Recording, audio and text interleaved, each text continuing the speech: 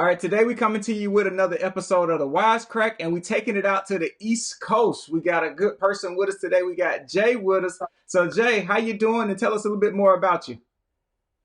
Yeah, Jay Bonners, owner of AC Autoglass Works, here in Washington, New Jersey. Um, we do mobile repair, replacement, window tinting. All right. Um, So a jack of all trades, you do a lot of stuff. So doing repair, replacement, tents. In my opinion, they all complement each other and they don't take away from each other. So how do you feel about that? yeah, the window for window tinting, it does take away a little bit because I only do that basically on weekends Okay. for Saturdays for something different. Okay. It takes away from the installations part. But other than that, uh, Monday through Friday is all mobile. Right. Okay. So being mobile in your area, I know a lot of people when they go mobile, they're starting a business out. Some people go and they ask for photos before they do a repair. They have a travel fee to get to you. Do you have anything like that, or what's your experience with going to actually be mobile to see people? Oh, the fuel surcharge thing, not really. I mean, I up my prices. I kind of morph it in there into the price because, as a mobile tech, we tend to leave our vehicles idle at the Okay. job site, Hmm. and some customers get a little antsy because your vehicle's idling and running, and the gas price is at like 4.50, $5, $6 a gallon. They get a little upset when they see a fuel surcharge and your vehicle's idling. But what they don't understand is we have electronics. Like Hmm. I carry a laptop, a printer, Hmm. cell phone, iPad, just to conduct business from the front seat of the van while I'm on the road. Right. Um, and yeah, you got to keep that air conditioning going to keep everything cool. Right. Not only that, in the wintertime, you also got to keep it warm so it doesn't, freeze up in the cold. Gotcha. And plus, we all run inverters, so we're charging batteries, Right. and your battery could drain, and you could be dead, stuck right there in the customer's driveway. Right. Yeah, yeah. Now that makes perfect sense. I know a lot of people I never thought about it from that way, but yeah, you're right. You idling because you got a lot of stuff to do. You got a business to run. You got to go pretty much being mobile from one job to another job. So with that, about how many vehicles you see a day or see a week in regards to all the different services you offer? Well, things have slowed down a little bit since last month. Hmm. The end of tail of last month, it slowed down just a little bit because the gas price hike and everything, and Hmm. people aren't really driving as much. So we we were averaging anywhere between 7 and 9 a day. Now I'm down to like 4 to 6 a day. Okay. It's dropping little by little again. But this happened last year, Hmm. happened through the pandemic. I mean, the pandemic was a huge drop. Drastically, and we all felt it. Right. Every one of us felt it.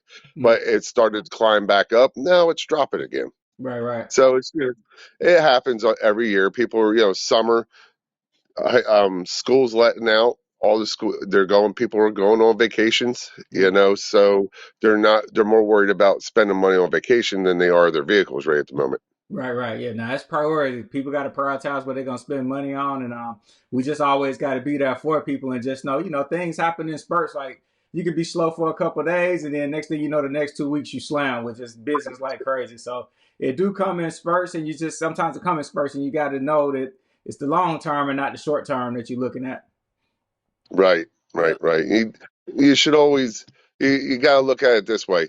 If you were busy once, it's gonna pick back up. Right. The people still know you're there. It's gonna pick up. There's no need to worry about it, especially for new people coming in, Mhm. or people that are just 1 year in. Mhm.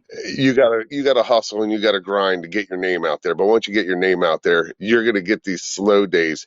Take advantage of these slow days, Mhm. man. Get stuff done. Clean your shop, clean your van, wash your van. Right. Whatever. Do some work around your house. You got an early day off. Go Right. home, do something.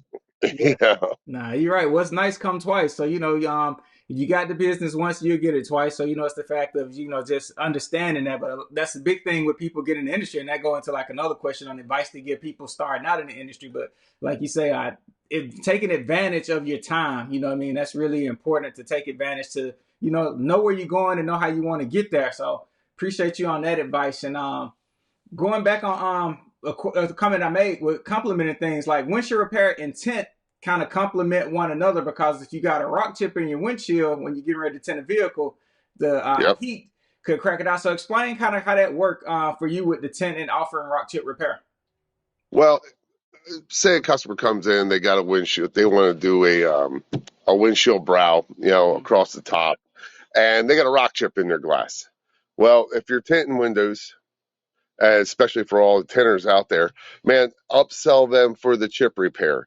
Make yourself an extra 50, $75, whatever the cost is in your area. Don't short sell yourself. Don't do it for $25. Don't do that. Right. Um, you know, tell them you need to fix the chip because you're applying pressure on the inside of that glass, and it could crack out when you are applying that pressure when you're running your squeegee. If it cracks out, it's going to cost them a windshield. Now, you may not be able to replace a windshield. You have to have, a glass company come in. I can replace the glass. So, you upsell that. You do the chip repair, make $75. Say you're charging another $75 on your windshield brow. Well, you just made $150 instead of $75.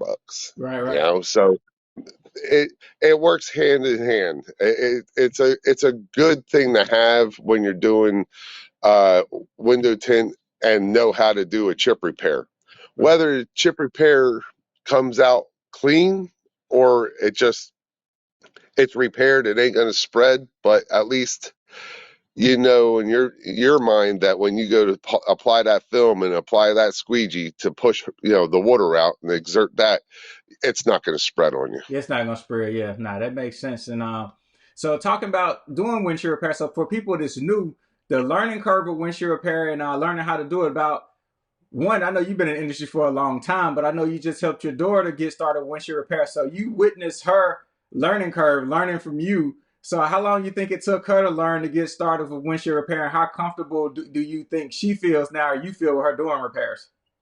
Oh man, after I showed her, she rode with me for a long time in the van, and we've done many, many different things. But when it comes to windshield repair, literally doing a windshield repair the way I do it and the way I taught her took her maybe 3 days tops of just learning the steps. And then once she got the steps, she knew exactly how to do it. So this way we go over to a customer's house. I change a windshield. Customer like, hey, I have a chip in my windshield. I tell my daughter, hey, go ahead, go over there and see if you can't repair it. And long story short, once she moved down to South Carolina, she got into a trucking outfit, being the manager, and she needed a chip repair kit. And well, of course, she calls Dad, and I called Korey. Right. So, you sent her down the chip repair kit, and she fixed all mainly the fleet's windshields down there while she worked there. You Right. know, Yeah, now if you're doing repairs, it saves money. So just even with a company, it's just adding value to the company, what she brings to the table there, that she's able to do the repairs.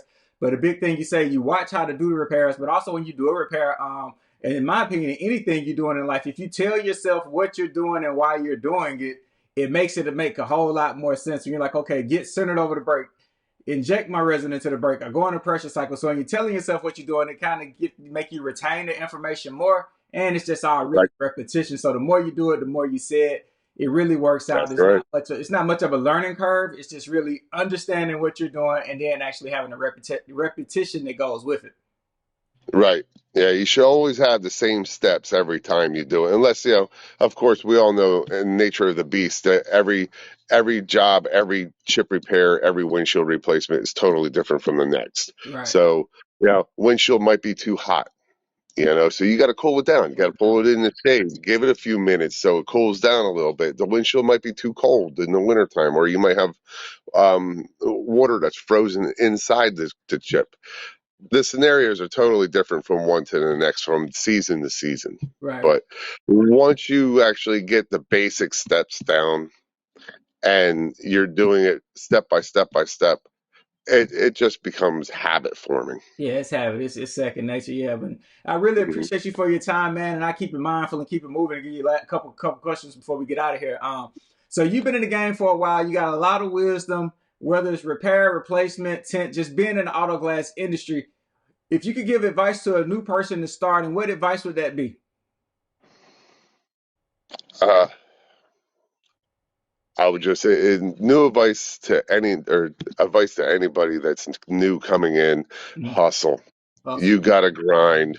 Um, the market, there's so much out there. Not one place can take care of everything. Right, You got to get your name out there and do quality work at a fair price, right, and don't cut yourself short. But don't try and make $1 million in 1 year either. right, Live comfortably, get your bills in order, right, get your payments and your bills in order. Talk to some of the more experienced guys that are actually making it, and they will help you out and kind of lead you a little bit and give you insight on how they did it. right, Talk to a few people, and then you make your own decisions on how you do it. right, N- You're the only person that's responsible for your business. right. In the end of the day, it's your name on that job. Right.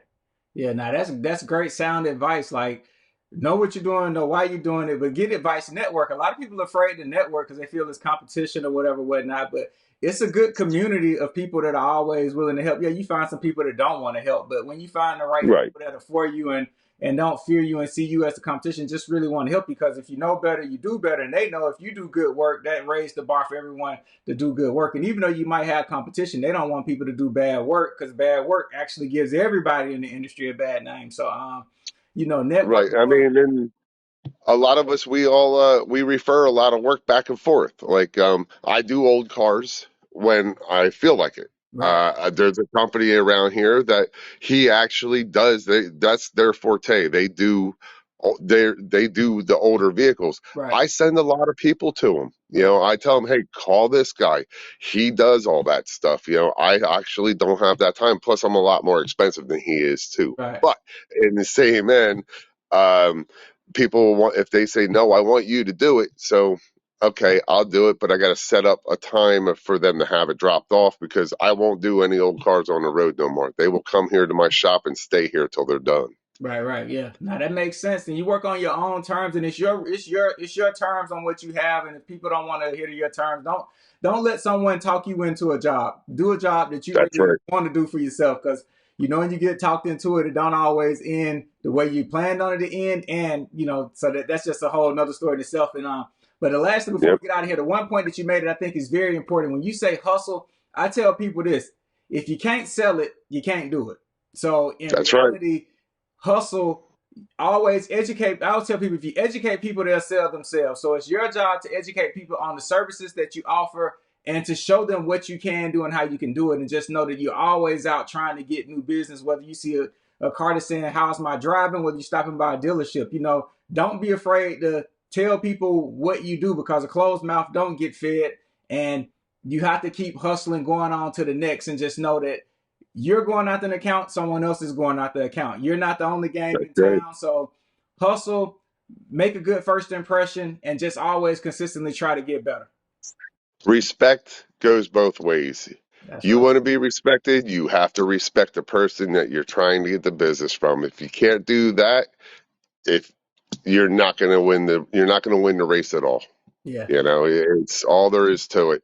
You got to treat every car and every person with respect, no matter how bad the situation gets. There you go. So we appreciate you for your time. Appreciate the advice and the wisdom, man.